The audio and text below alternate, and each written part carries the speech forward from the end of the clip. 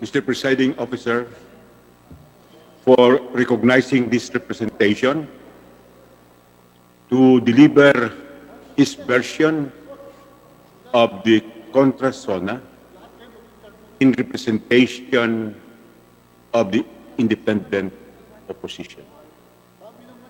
May I just place on record that this is actually not a privilege speech, but a contra-SONA, which will be treated differently from a privilege speech.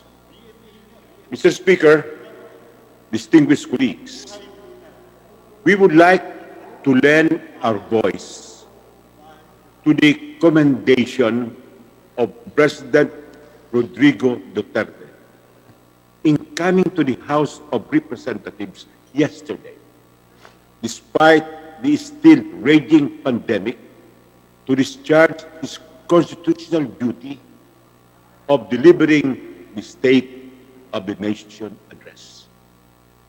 The grave and ominous setting of President Duterte's fifth SONA is unprecedented in Philippine history. It is for this reason that the nation expected him to announce and discuss thoroughly the administration's roadmap in response to the COVID-19 pandemic, albeit belatedly. As he spoke yesterday, a total of 80,448 persons in the country have tested positive for the novel coronavirus.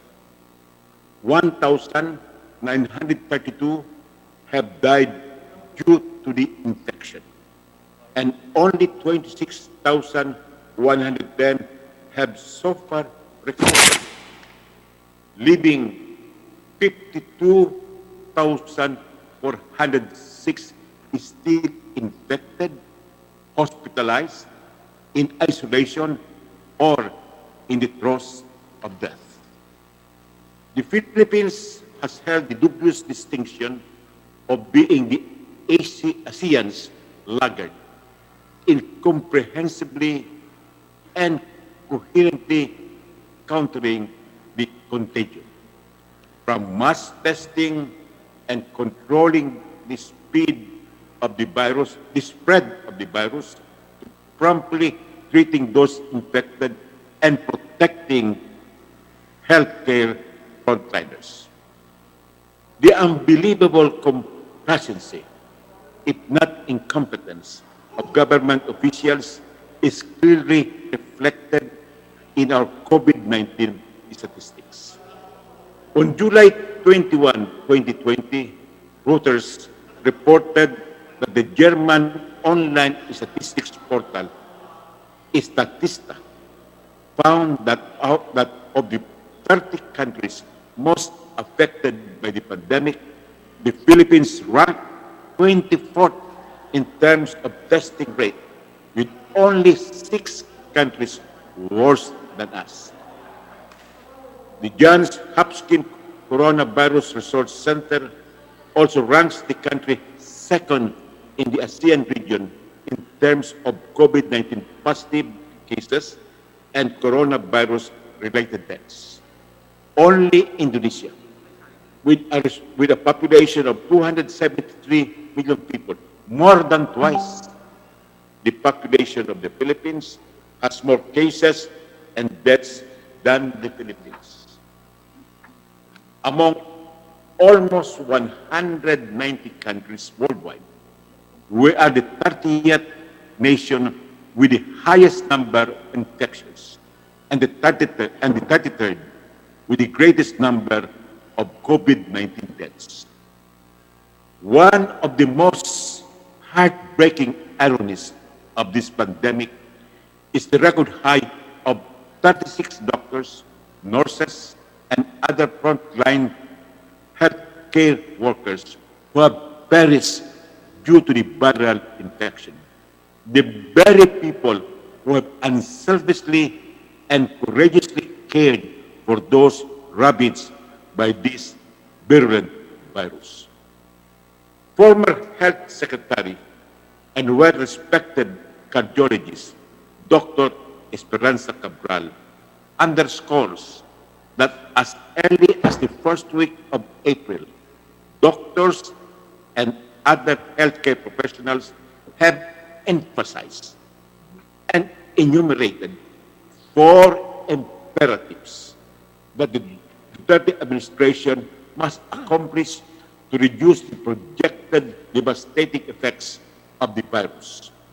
Know the enemy, take care of the ill, safeguard our frontliners, and protect the citizenry from the socio-economic harm the pandemic and its control will bring. On all four imperatives, the Duterte administration must be given a failing grade. In the words of Dr. Cabral, and I quote, "What we have done is too little, too late, and we will have to ramp up our response if we are to get out of this deep hole we are in." Several days ago, Dr. Joshua San Pedro, co-founder of the People's Right to Health, emphasized that, and I quote, "We are the only country in the WHO's Western Pacific region that still has community transmission. All of our neighbors in the Western Pacific region have clusters of just imported cases," unquote. As the President addressed the nation yesterday, unemployment has escalated to 17.7% of the labor force as of April 2020, or 7.3 million jobless Filipinos, compared to only 2.4 million or 5.3% of the labor force in January 2020. The baseless and improvident denial of ABS-CBN's franchise renewal has thrown to the streets its 11,000 jobless employees, not including the thousands more whose jobs are dependent on the operation of the giant net. Labor Secretary Silvestre Bello grimly forecasted that by December this year, a total of 10 million Filipinos will be out of work. The most recent SWS survey on self-rated hunger reveals that the pandemic has taken a distressing toll on Filipinos. Survey data show that there were 4.2 million Filipino families, or 16.7% of the population, who were involuntarily hungry in May 2020. This is double the SWS data as of December 2019, which pegs self-rated hunger to 8.8% of the population, or 2.1 million families. On the other hand, the poverty incidence will surely surge. As of yesterday, the economy continues to constrict. The Hong Kong and Shanghai Banking Corporation has forecast a negative 7% growth in the second quarter. It also forecasts the economy to continue to be in recession, with the third and fourth quarters registering negative growth of 4.4% and 3.9% respectively. The most optimistic forecast for 2020 done by the World Bank is a negative 1.9% growth. The country's own economic managers predict a shrinkage of 2 to 3.4%. The Asian Development Bank's forecast is negative 3.8%. Foreign direct investments, or FDI, plummeted from 971 million US dollars in April 2019 to only $311 million in April 2020, or a hefty 67.9 decline. This continuing decline has resulted in further loss of jobs. With FDIs down, the government has to compensate for the decline in foreign investments by maximizing assistance to local investors and businesses, by giving interest-free and concessional loans to beef up or resurrect that operations, both to MSMEs and larger business concerns. Cash remittances to banks fell by 16.2% from 2.44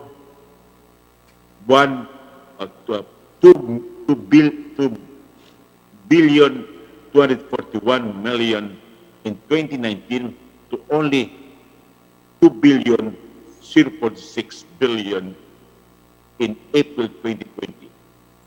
The 395 million difference means roughly 2 billion pesos income loss to Filipino families in April alone. The losses will be larger as more OFWs are repatriated and the world recession deepens towards December.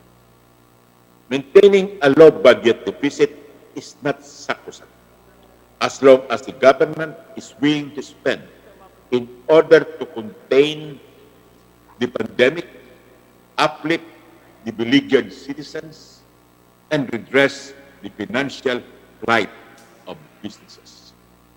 As of yesterday, more than 3,000 businesses have closed, are about to close, or have retrenched workers, according to the Department of Labor. Even with the recent easing of lockdown restrictions, it's still a hard road ahead for thousands of businesses all over the Philippines. For once, businesses, whether big or small, are in the same deep hole. As of yesterday, only 1.1 million Filipinos, or a measly 1% of the population, have been mass tested. More than a month ago, on June 25, 2020, the country's testing share announced that the country can now run over 50,000 COVID-19 tests daily. But less than a week ago, on July 21, a Reuters article quoted DOH Secretary Francisco Duque as saying that the government aims to conduct between 32,000 to 40,000 tests per day, less than what was projected earlier. The question now is, what is the real score on mass testing? At the very beginning of a communicable disease outbreak, the most crucial response of government is to direct public health officials to begin testing for the infection, because this leads to prompt identification of cases, quick treatment of infected individuals, and then immediate isolation to prevent the spread. Early testing also helps in contact tracing and identifying the hotbeds of the disease in the community. As of yesterday, the Duterte administration has failed to finalize an economic stimulus package, unlike our Asian and ASEAN neighbors, which have much bigger packages in US dollar equivalent. Mr. Speaker, distinguished colleagues, why are we in this quagmire of a mess? There are a number of reasons for this predicament, from the pre-plan to the overriding. First, the President from the start and even occasionally now, appears not to be dead serious in addressing the pandemic.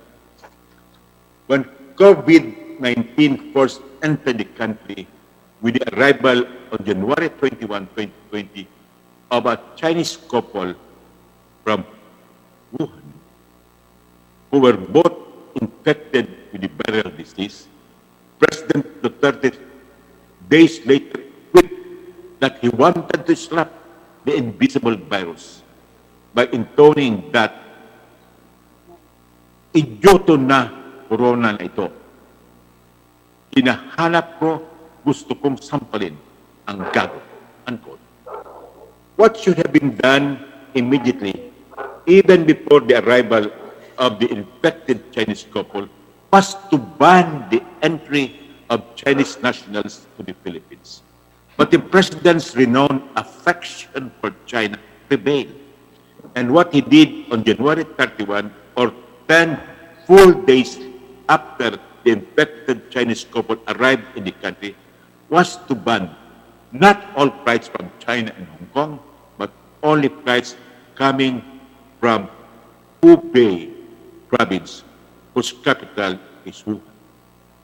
This was superfluous because since January 23, the entire province of Hubei was already on lockdown and no flights were allowed to and from the province. The pandemic first reached our shores because the president failed to impose a timely Chinese travel ban. In fact, it is more precise to say that he refused at first to enforce it. Like other populist leaders in obstinate initial denial of the adverse impact of the novel coronavirus, President Duterte, during a March 11, 2020 speech in Malacanang said, and I quote, "I have been told to masyadong naman takot itong corona na ito. You folks are too scared of this corona virus epidemic. Naniniwala pala kayo. Sos, fools, don't believe it." The president even defied the no-touch policy set by his own presidential security group to protect him from COVID-19. The president even bragged that he prepares to hug rather than shake hands with ladies visiting the palace. A week ago, the president jokingly prescribed gasoline to disinfect face masks. All of these jokes trifle with the government's already delayed, inadequate, and erratic response to the viral contagion. Now, to the more serious reasons for our dire predicament. Road IATF. To start with, the Interagency Task Force for the Management of Emerging Infectious Diseases is flawed in its composition and lacking in its objectives. It must be recalled that the IATF was created by Executive Order 168, which was issued by former President Benigno Aquino III on May 26, 2014. The AITF was principally organized to address health concerns for emerging infectious diseases like SARS, avian influenza, Ebola, and MERS-CoV, all of which did not reach the pandemic proportions, unlike COVID-19. Considering that the COVID-19 pandemic has devastated both the people's health and the country's economy, it was imperative to correspondingly amend the original composition and objectives of the IATF, which the Duterte administration failed to do.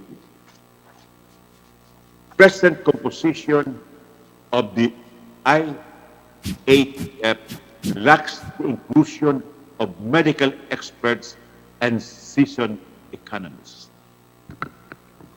The Secretary of Health, who is the chairman of the IATF, has faltered a number of times. Former Secretaries of Health and distinguished Filipino medical experts should have been made official consultants, if not members of the IATF. Other than the Budget Secretary, the economic team of the government is excluded from membership in the IATF, possibly to exempt them from a fiasco. The Secretary of Finance and the Secretary of the National Economic Development Authority are not members. The Bangko Sentral ng Pilipinas is even not represented in the IATF. Instead of scientists and economists, former high-ranking military officials play starring roles in the IATF. With the militarization of the pandemic response, it is said that there are now only three dreadful choices for Filipinos: infection, starvation, and incarceration. The general perception of this administration's response to the pandemic is not only that it is tragically erratic, it is also haphazardly organized and miserably ineffective. This is further exacerbated by the IATF's and the President's open, unreliable, vacillating, and even conflicting pronouncements. During a pandemic fueled by an extremely virulent virus, the cacophony of voices emanating from the government officials can only result in even more confusion and deaths, rising in infections, the continuous sinking of our economy, and growing distrust of the people or its government. Examples of this are the President's vacillation on opening of face-to-face classes and the conflicting statements of education officials on physical and online learning. The ever-changing alphabet soup of ECQ, GCQ, MGCQ, and MCQ. The confusing nomenclature and tabulation of COVID-19 positive cases. The laughable and senseless requirement of requiring motorcycle back riding married couples to use a barrier which motorcycle manufacturers find extremely hazardous. The lack of coordination with LGUs who are in the forefront of responding to the pandemic in the local communities, and the lack of concrete data in the distribution of social amelioration funds and wage subsidies, resulting to duplication of beneficiaries and exclusion of qualified beneficiaries. Just like the Duterte administration's treatment of the drug monies as purely a police issue and not poverty and health concerns, the implementation of health protocols like quarantine restrictions, social distancing, and wearing of masks or face masks have been implemented with strong arm tactics by military and police enforcers.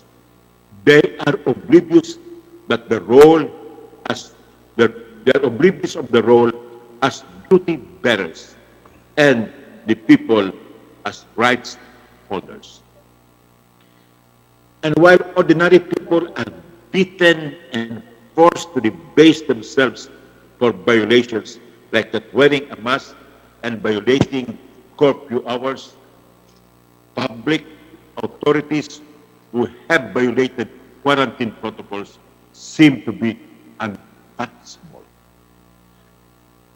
Repressiveness by which protocols are enforced is also encouraged by no less than the president's fierce rhetoric when he said he would not tolerate lockdown violators and ordered the police and military to shoot them dead.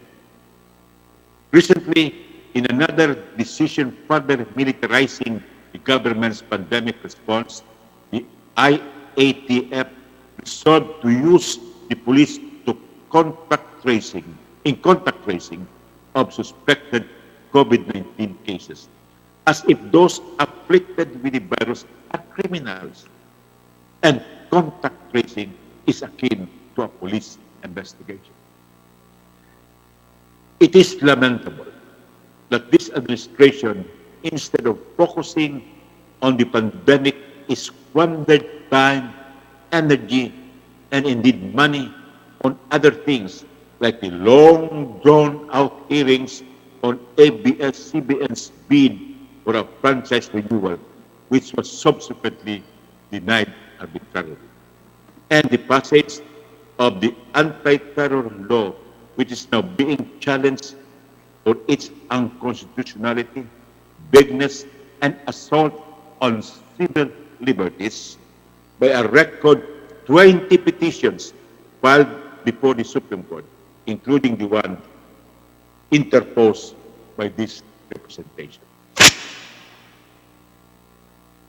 Mr. Speaker, distinguished colleagues, the foregoing catastrophic setting wrought by the viral pandemic is not squarely addressed by the President's SONA. The President has failed the people's expectation. He is in gross default. After the President's drumbeaters announced that he would disclose and discuss his administration's roadmap in his SONA, in response to the COVID-19 pandemic, the President's SONA miserably failed to even outline the purported master plan. The much ballyhooed roadmap meandered into the roadside of trite generalities and a plea for Filipinos to, quote, trust in government, unquote, without actually telling them what the government's plans are. The only statement marginally related to the anticipated roadmap was the President's endorsement for the enactment of the Bayanihan Act Part 2, reportedly crafted by DOF and NEDA, which the President did not elaborate on. Unfortunately,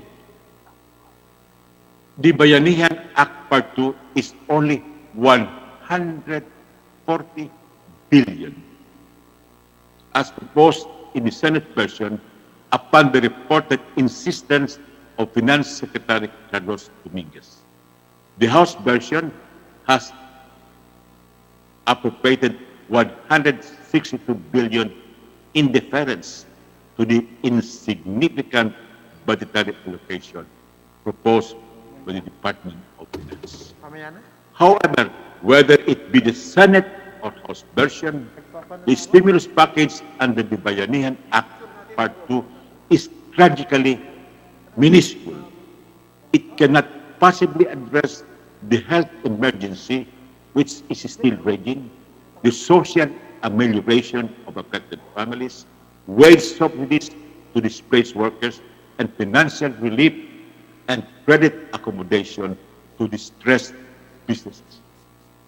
Moreover, based on a report of the ADB, as of June-July 2020, the aforesaid expenditure outlay pales in comparison to our ASEAN neighbors' COVID-related spending. The Philippines' the Philippines' $21.1 billion in COVID-related spending is 5.7% of GDP, or only $197.3 per capita, according to this report of ADB, compared to Indonesia's $63.4 billion, which is 6.0% of GDP and $237 per capita. Thailand's $84.1 billion, which is 15.9% of GDP and $1,211.2 per capita. And Vietnam's $26.5 billion, which is 10.1% of GDP and $277.4 per capita. The Philippines' expenditure of $21.1 billion, which is the smallest among the Asian nations, appears to be a collation of the following funding sources: multilateral loans and grants from ADB, the World Bank, and the Asian Investment Infrastructure Bank, domestic borrowings, budgetary support from the Bangko Sentral ng Pilipinas, and budgetary releases from the General Appropriations Act of 2019 and 2020. In fact, the Bayanihan Act Part 2 is even alarmingly smaller than the stimulus package approved by the House of Representatives on June 4, 2020, under House Bill number 6815, or the Arise Bill in the amount of 1.3 trillion pesos. The President did not disclose that there are funds available to support a bigger stimulus package, like the grants and loans of multilateral institutions like ADB, WB, and AIIB, which have already been committed and some even actually released. Domestic borrowings were 250 billion pesos alone had been recently raised in the floating of retail treasury fund. Donations from other countries for COVID relief, budgetary assistance from the BSP pursuant to Section 89 of its charter, and other funding sources. The minuscule outlay favored by the President, as recommended by his economic advisors, is to prioritize the maintenance of the country's favorable credit rating, instead of giving premium to redressing the multitude of beleaguered Filipinos, as well as countless besieged businesses. The President also failed to mention that the militaristic approach in the implementation of COVID-related policies must be minimized, if not altogether abandoned, so that repression is not the guidepost in enforcement. The President likewise failed to mention that the role of medical experts and seasoned economists must be recognized and intensified, because the overriding problems are health issues and economic concerns. Although the President recommended the enactment of many proposed laws, some of which he already mentioned in previous SONA, this proposed legislation can be fleshed out in the letter, which the President has not convened for a long time. The President squandered his time by reviving his favorite topic on the drug menace. His repeated claim of inutility in reclaiming from China vast areas of the West Philippine Sea awarded to the Philippines by international arbitration, and resorting to a signature-threatening rhetoric against perceived oligarchies in the telecommunication industry, as well as in the power and water utilities. All of these meanderings cannot cover up for the President's default in informing the nation on what exactly is his administration's roadmap in positively and adequately responding to the novel coronavirus pandemic, which still plagues the country. Like the novel coronavirus, which afflicts the country, the President's default is in laying out a concrete and comprehensive roadmap aggravates the pandemic. Thank you, Mr. Speaker and distinguished colleagues.